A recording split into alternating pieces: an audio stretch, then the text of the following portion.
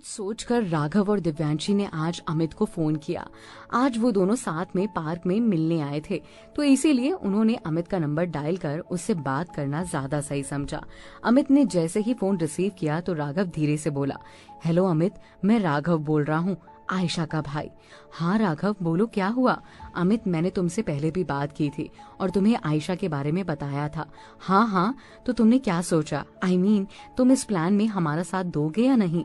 देखो राघव, बात साफ है, मुझे आयशा चाहिए और मैं उससे बहुत प्यार करता हूँ। अमित ने कहा, तुम उससे प्यार करते हो और तुम ये बात भी बहुत अच्छी तरह जानते हो कि वो बच्चा तुम्हारा ही है। हाँ, मैं जानता हूँ कि वो बच्चा मेरा है, तो तुम क्यों आयशा को समझाते नहीं कि वो तुमसे ही शादी कर ले? क्यों अमन की जिंदगी बर्बाद करने में तुली हुई है?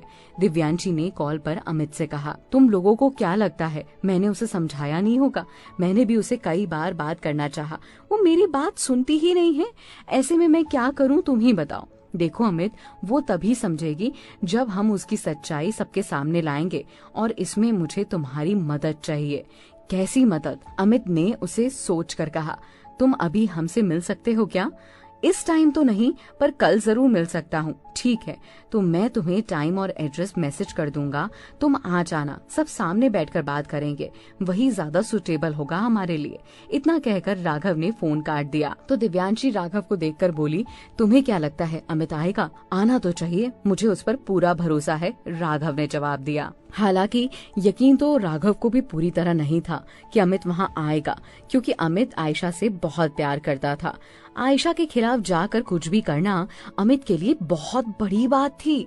हाँ, लेकिन राघव को अमित की बातों से ऐसा लग जरूर रहा था कि शायद वो आ जाए, और इसी उम्मीद में उसने झट से अपना फोन निकालकर अमित को उस जगह का एड्रेस और टाइम मैसेज किया और फिर दिव्यांशी की ओर देखकर बोला, अच्छा मैं चलता हूँ, अगर मैं यहाँ ज्यादा टाइम रुका तो आयशा को फिर से मुझ पर शक हो जाएगा। अभी तो आए हो यार और अभी जा रहे हो, दिव्यांशी ने रुआसी आवाज में कहा। राघव को दिव्यांशी का चेहरा देखकर समझ आ गया था कि दिव्यांशी बहुत उदास है, और सही भी तो था। जब से आयशा की सच्चाई वाली बात सामने आई थी, तब से इन दोनों के रिश्ते में भी कड़वाहट सी आ गई थी। दोनों इसी वजह से आयशा की सच्चाई में सामने लाने में व्यस्त रहते थे। इस सब में इन दोनों का प्यार कहीं गुम सा हो गया था। ये बात कहीं ना कहीं दिव्यांशी को खलती थी।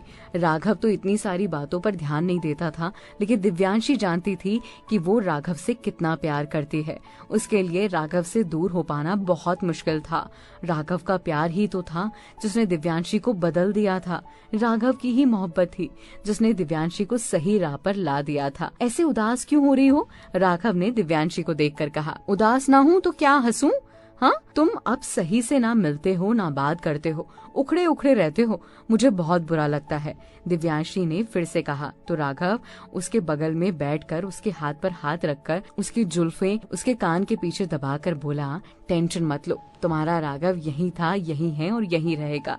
ये तो मैं जानती हूँ कि तुम यही हो, यही रहोगे, पर इसका मतलब ये तो नहीं ना कि तुम अब मुझे अपना टाइम ही ना दो। मैं जानती हूँ कि हम अभी ऐसी मुश्किल दौर से गुजर रहे हैं जहाँ एक दूसरे को समझ पाना हमारे लिए मुश्किल है, पर राघव मुझे तुम्हारा प्यार चाहिए, मुझसे दूरियां बर्दाश्त नहीं होती। दिव्यांशी, मैंने प्रॉमिस किया था ना कि जैसे ही आयशा की सच्चाई सामने आएगी मैं तुमसे शादी कर लूंगा, मुझ पर भरोसा रखो और अभी मुझे जाने दो, ऐसे में उदास मत हो वरना मैं नहीं जा पाऊंगा, राघव ने कहा। तो प्राची आज इस वजह से परेशान थी। राघव ने कहा तो दिव्यांशी मुस्कुरा कर बोली, अच्छा बाबा ठीक है, जाओ। राघव दिव्यांशी को समझाकर वहाँ से चला गया। प्राची आज इधर इस वजह से परेशान थी कि वो अमन से मिलने कैसे जाए। ऐसे शादी वाले घर में जोर शोर में कहीं आना जाना बहुत मुश्किल था उसके लिए।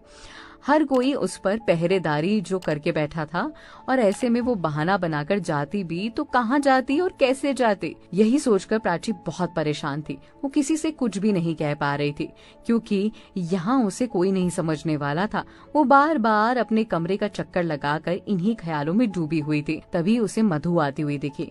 मधु को आते देख प्राची मधु की ओर देखकर परेशान होते हुए बोली, मधु मैं क्या करूँ, मुझे कुछ समझ नहीं आ रहा। क्यों, क्या हुआ, परेशान क्यों हूँ, सब ठीक तो है ना? हाँ सब ठीक है, बट तुम्हें पता है ना कि आज मुझे अमन से मिलने जाना है। I mean, अमन को समझाने जाना था, और इस हाल में कैसे जाऊं? घर पर सब मेरी पहरेदारी कर रहे हैं, तूने तो कहा था तू हेल्प करेगी, बता ना मैं क्या करूं।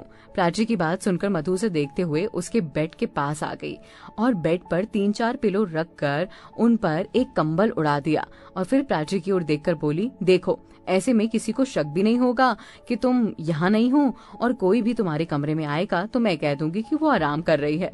मैं तुम्हारे कमरे को बाहर से लॉक कर दूंगी और किसी को भी अंदर आने के लिए मना कर दूंगी। पर हाँ, तुम पीछे वाले गेट से जाना, और हाँ याद रहे टाइम रहते आ जाना, किसी को शक नहीं होना चाहिए वरना बहुत बड़ी मुसीबत हो जाएगी। थैंक यू मधु, तुमने मेरी बहुत बड़ी हेल्प कर दी। मैं बहुत जल्द लौट कर आऊंगी, बस मुझे जल्दी से निखिल की कार की चाबी लाकर दे दो। इतना कहकर प्राची ने जल्दी से अपना फोन उठाया और धीरे धीरे दबे कदमों से पीछे के गेट की ओर से निकलने लगी। इतने में बाहर पहुंची तो मधु भी अपने हाथों में चाबी लेकर आई और प्राची के हाथों में चाबी देकर बोली, लो चाबी, पर जल्दी आना। प्राची मधु की बात सुनकर उसे दिलासा देते हुए बोली और वहाँ से चली गई और गाड़ी ड्राइव करके दिल्ली की ओर रवाना हो गई। अमन का घर वाले आज कहीं बाहर जाने वाले थे। अमन के घर वाले आज कहीं बाहर जाने का प्लान कर रहे थे।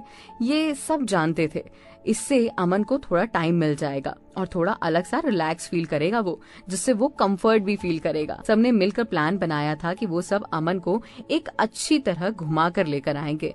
जब अपने अपने कमरे से सब तैयार होकर निकले और अमन के घर की बेसमेंट में मिले तो अमन की मम्मी अमन को आवाज लगाते हुए बोली, अमन कमरे से बाहर निकल, आओ बेटा हम सब तैयार हो गए हैं, चलो।